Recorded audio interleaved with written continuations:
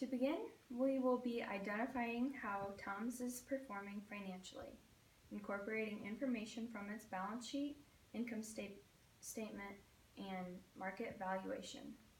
First, I'd like to point out that this environmentally friendly company was found with a free enterprise business model. In the first 6 years of operation, Mycosi had formulated two concepts essential to the firm's performance. The first being his definition of success, defined as enjoying what you're doing, and the second, that philanthropy and business can work together.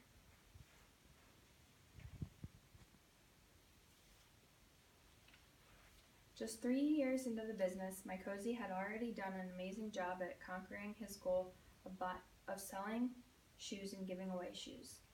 By April 19, 2009, Mycosi had already sold and matched to give away 140,000 pairs of shoes in the US, Argentina, Ethiopia, and South Africa.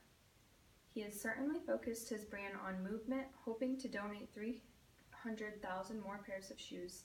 LA Times reports a little bit into a look at Tom's expenses,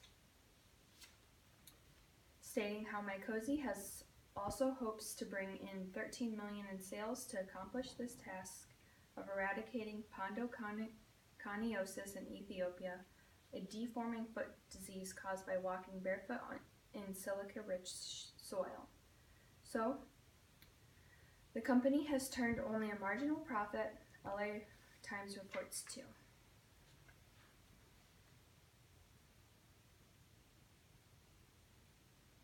The first measure of the financial ratio analysis is a look at Tom's liquidity. Tom's leverage has been reported at 9.4 times, although liquidity has been adequately balanced. This aspect of the financial ratio analysis is also sometimes referred to as short-term solvency. To look at other measures of solvency and leverage, we are now looking at a small clip of Tom's capital structure. At the end of June 2017, from this clip we can see Tom is highly leveraged at 12.6 face value, while doubling at market. We also notice Tom's owns $4 million in cash, US dollars, and attains $19 million US dollars under its revolver.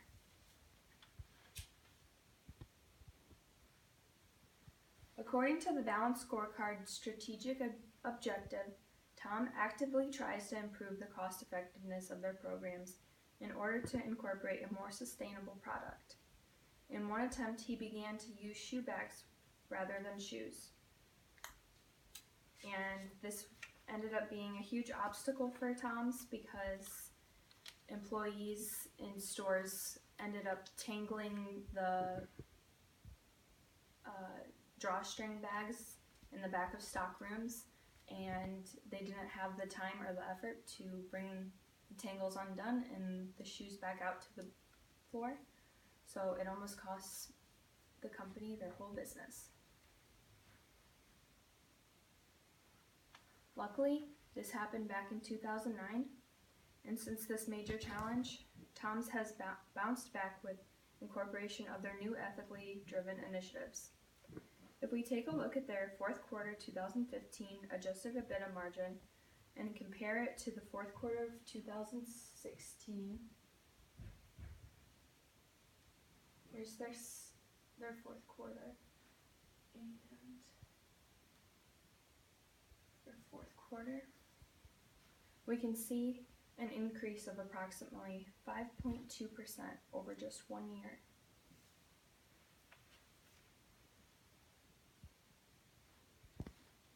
To take a look at Tom's total assets, we can see they have truly grown internally and externally, with $13 million in sales in 2009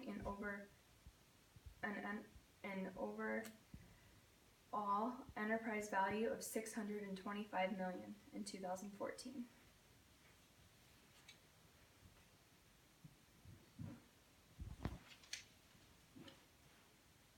Tom's gross margin is maintained at a flat 58.4%. This is a reflection of management's reduction in promotional activity while focusing on sourcing and inventory control.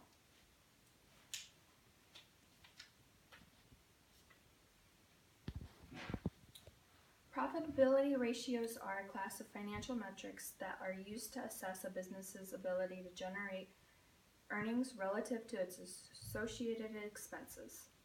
Tom's adjusted EBITDA declined more than 72% year over year to $5 million compared to second quarter 16's $18 million.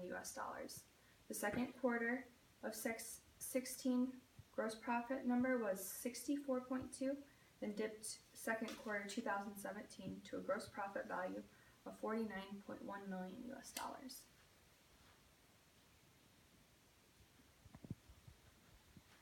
Fixed assets that are purchased for long-term use are not likely to be converted quickly into cash. Examples include land, buildings, and equipment.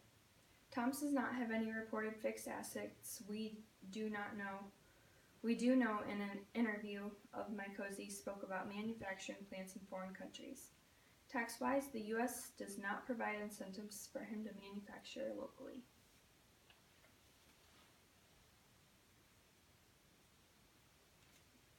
In August of 2014, Bain Capital took a 50% stake in Tom's valued at $625 million. Tom's decided on this move to expand more rapidly than it would otherwise. Bain brought operational expertise with a new CEO to oversee new leverage and expansion as Mikosi took a deep focus of expanding Tom's categories. What is the key to profit for the next generation of consumers? Bain Capital believes its purpose, and Tom's does too. Today and every day, let's be one, they say.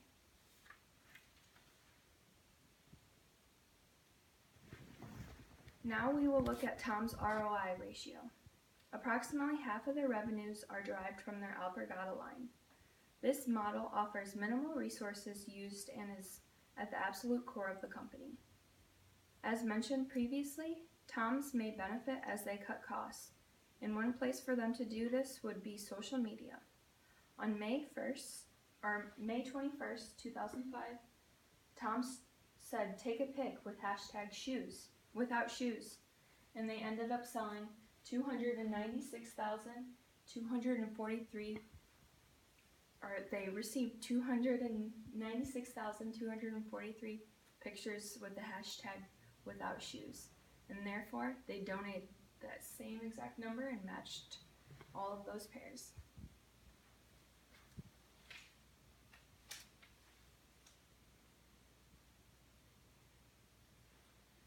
Now we will take a look at public company comparables, and specifically we are going to focus in on the trailing 12-month EBITDA multiplier. As you can see here, we are comparing Skechers, Steve Madden, Under Armour, and Wolverine Worldwide to Tom's Shoes. Overall, Under Armour has a little bit higher of a trailing 12-month EBITDA multiplier than Tom's, but over the average, Tom's is even still higher still. This multiplier is a good indicator of the enterprise's value, and it just kind of reflects their overall health, so the higher the number, the better.